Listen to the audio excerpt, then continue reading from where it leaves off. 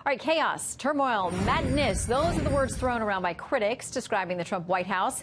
Someone who once had a front row seat to all of it says ignore the talk. The president's process may be different, but it's getting great results. Here's former White House Chief of Staff Reince Priebus.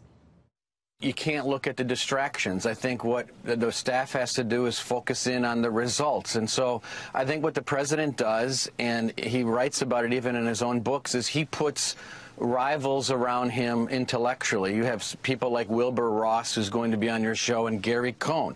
And he puts those two guys in front of him and says, okay, fight out tariffs in front of me. And they fight it out. The media covers the fight, but ultimately the decision is made. So the drama is there, but that is how the president makes decisions.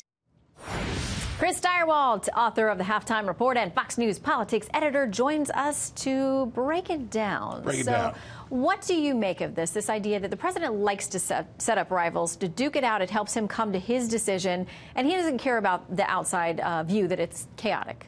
Well, I think he thrives in chaos. I think he is a creature of chaos.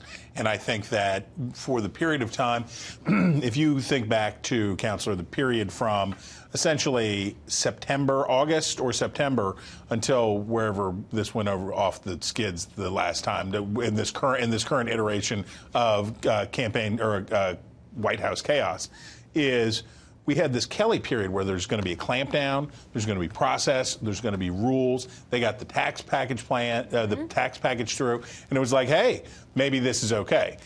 That's not how Donald Trump operates. That is not how he rolls. He likes it crazy. He likes the popcorn popping, and I don't think any chief of staff or anybody's ever going to make that change.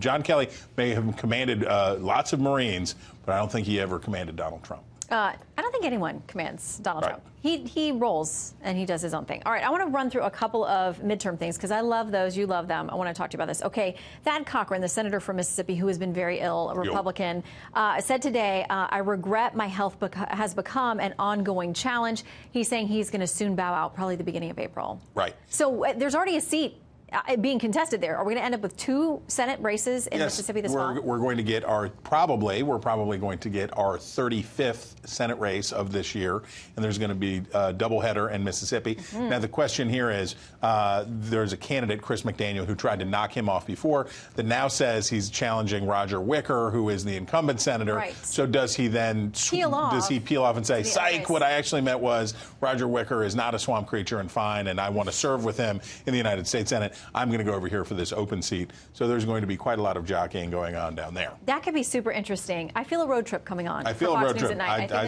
see it. I see it. Meanwhile, tomorrow it's Texas. This is really the first voting now. As we move to the midterms, what happens tomorrow there? So Texas, Democrats are pointing to the enormous turnout that they had in early voting.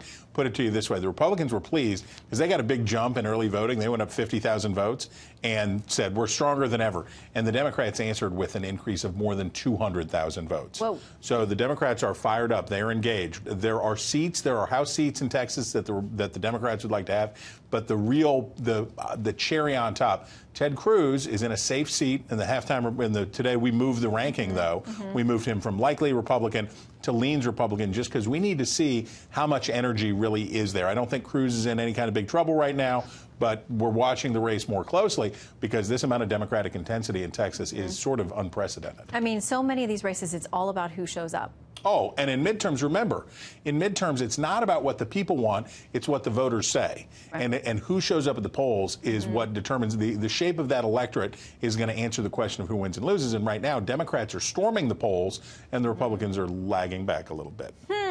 Many more conversations to be had so good on this front. Chris, thank you. Power to the people. Good to see you. Yes.